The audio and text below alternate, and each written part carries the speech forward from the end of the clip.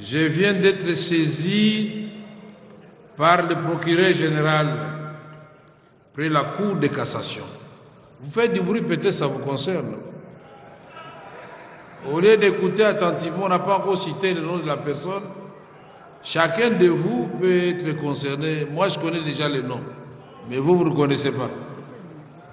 Alors, je viens d'être saisi par le procureur général près la Cour de cassation au fin d'obtenir l'autorisation d'instruction contre les sieurs Constant Mutamba Tungunga, actuellement ministre d'État, ministre de la Justice et garde des Sceaux.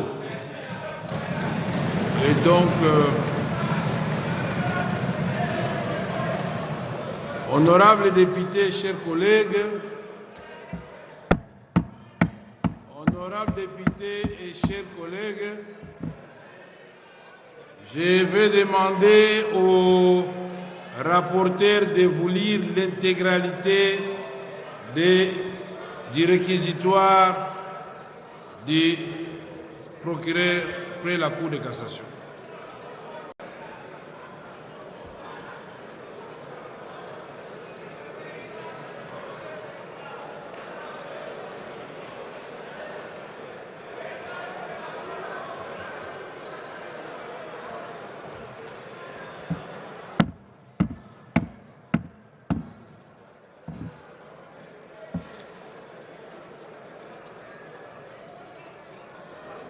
Vous avez la parole, honorable rapporteur, et j'invite les députés à vous suivre attentivement. Merci beaucoup. Merci beaucoup, honorable président.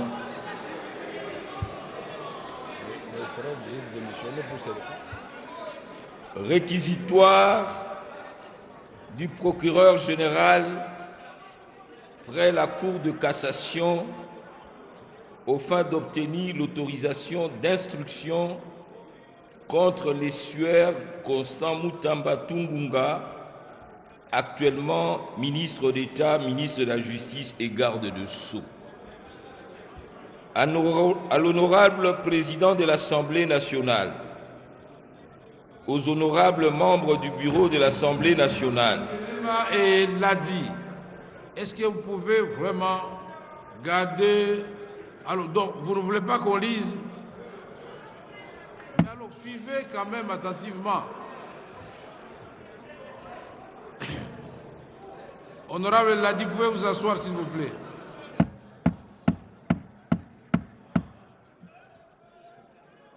Honorable Ladi, asseyez-vous, s'il vous plaît. Vous avez la parole, honorable rapporteur.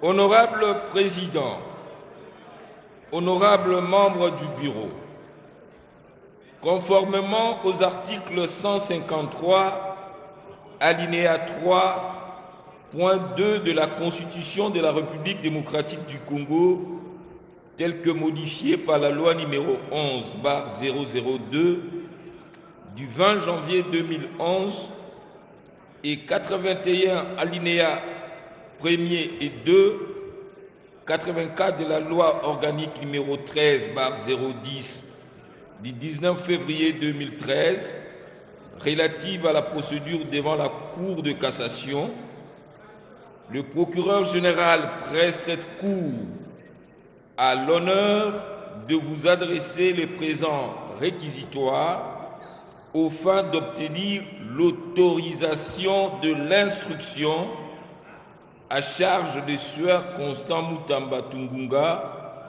ministre d'État, ministre de la Justice et garde de Sceaux. 1. Exposé de faits. Il ressort des éléments en notre possession qu'en date du 14 avril 2025, un contrat de gré à gré relatif à la construction d'un immeuble carcéral à Kisangani, dans la province de la Chopo, rez-de-chaussée plus 2 étages, a été signé entre le ministère de la Justice et garde de Sceaux représenté par le ministre d'État, ministre de la Justice et garde de Sceaux, M. Constant Mutamba Tungunga, et la société Zion Construction SRL, représentée par Madame Ange-Marie Aurore Mahoro, gérant. Financé par le ministère de la Justice et garde de Sceaux, ces contrats étaient conclus au prix de 29 millions de dollars américains, sans TVA et les autres taxes, payables en 4 tranches de 23 200 millions de dollars US, donc 23 200 000 dollars américains, soit 80% du montant. Soit le 16 avril 2025, un virement de l'ordre de 19 900 000 dollars américains y a été effectué sur ordre du ministre d'État, ministre de la Justice et garde de Sceaux préqualifié au titre de lancement de travaux de construction du établissement pénitentiaire. Ces fonds provenaient du compte numéro 051 01 010 248 45. Vous autres, l'opposé. Est-ce que vous pouvez vraiment vous calmer pour que nous suivions? Non, c'est pas possible. Sinon, je vais demander au rapporteur d'arrêter la lecture. Maintenant, je requiers votre silence. Merci. Poursuivez. Ces fonds, cette somme de 19 900 000 dollars payés sur le compte de la société Zion Construction SRL constituait le premier acompte du montant convenu.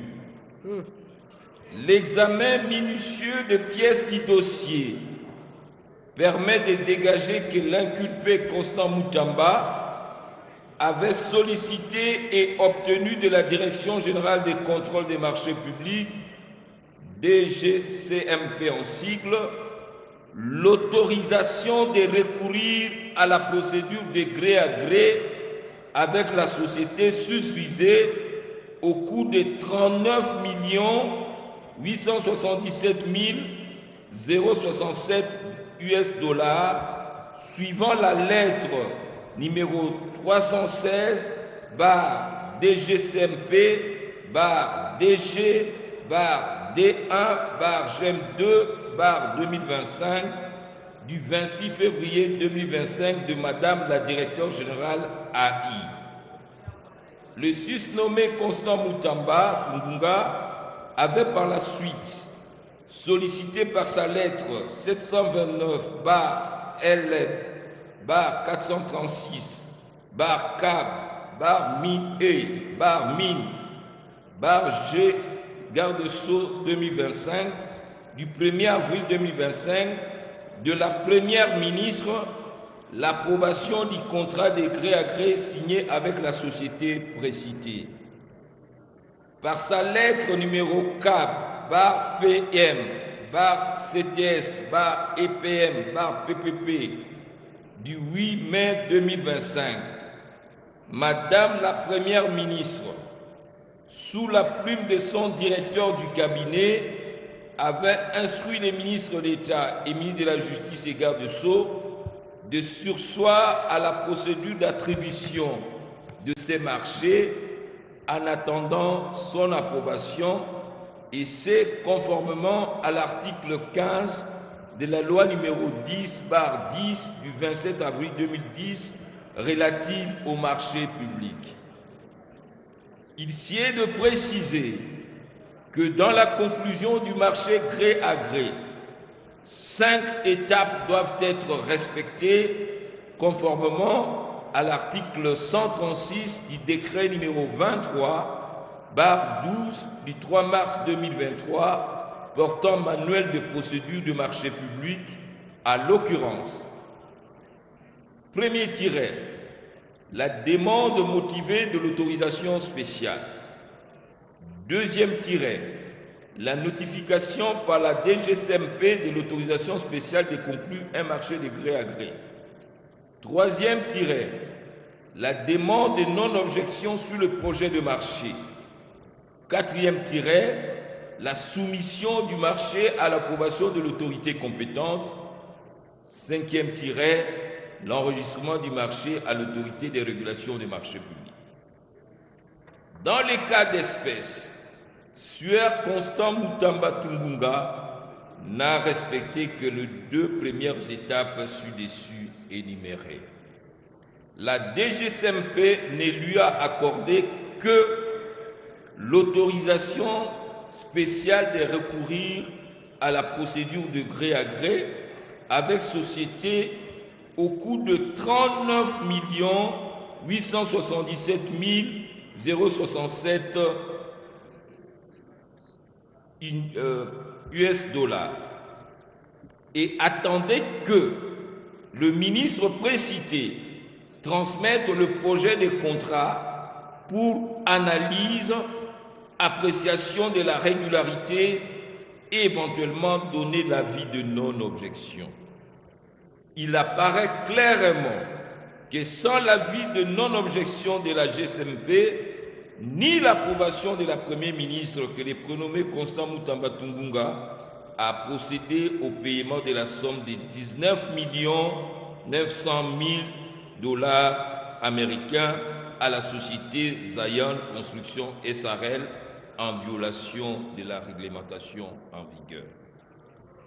Par ailleurs, il sied de préciser que l'argent versé au compte de cette société provenait du paiement par l'Ouganda de sa condamnation en faveur de la République démocratique du Congo, suivant l'arrêt sous rôle général numéro 116 rendu par la Cour internationale de justice le 9 février 2022 et était destiné à l'indemnisation des victimes de la guerre à Kisangani ayant opposé les troupes ougandaises à celles rwandaises.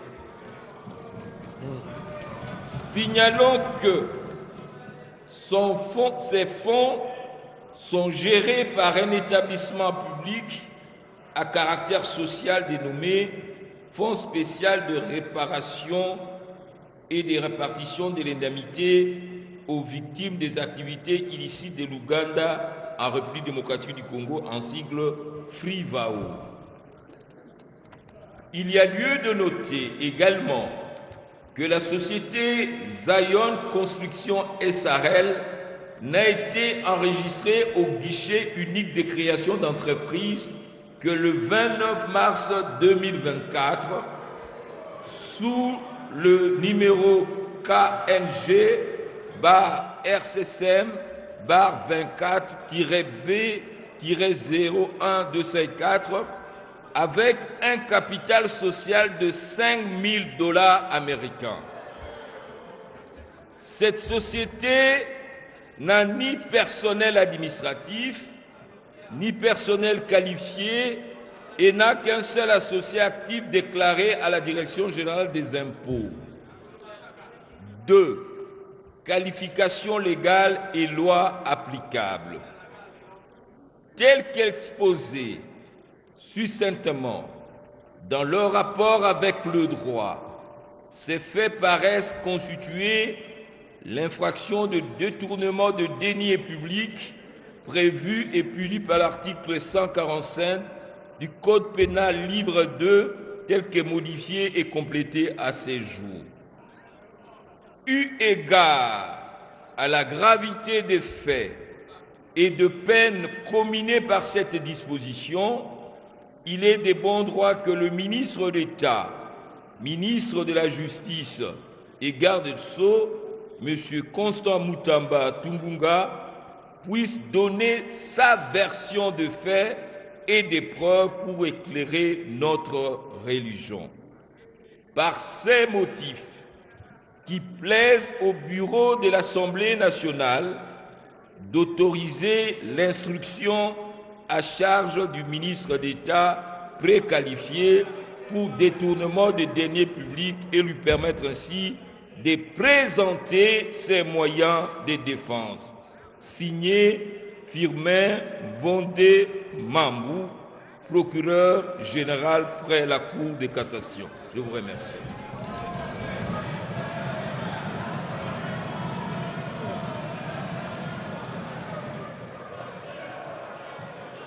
Honorables députés et chers collègues, nous allons demander aux différents présidents des groupes parlementaires de nous désigner par écrit aujourd'hui même un membre du groupe qui fera partie de la commission qui va qui va se pencher, qui va auditionner les ministres d'État et après que le procureur général de la République ait présenté son réquisitoire. Et ça vous reviendra maintenant en plénière pour autoriser l'instruction. Voilà. Merci beaucoup, honorable député.